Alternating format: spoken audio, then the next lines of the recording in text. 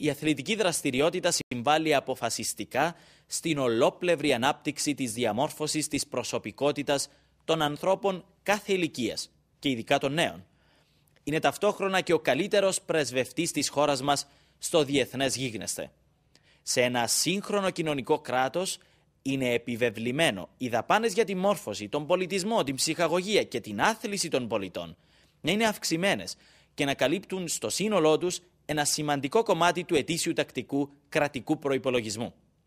Στην Κύπρο, μάλιστα, τα αθλητικά μας σωματεία σε πόλεις και χωριά υπήρξαν και είναι ακόμα τη λαυγή σφάρι για τους νέους μας και ζωντανά κύτταρα των τοπικών κοινωνιών. Είναι επιβεβλημένη η στήριξή τους.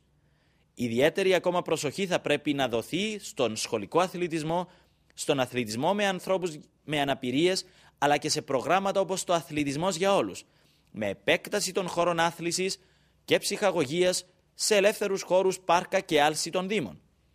Χρόνια και εξελισσόμενα καρκινώματα στον χώρο του αθλητισμού, όπως η βία στους αγωνιστικούς χώρους και η φαρμακοδιέγερση με την χρήση ουσιών, μπορούν να αντιμετωπιστούν αν εγκύψει κανείς σε βάθος και δεν παραμένει σε επιδερμικές κατά καιρούς προσεγγίσεις.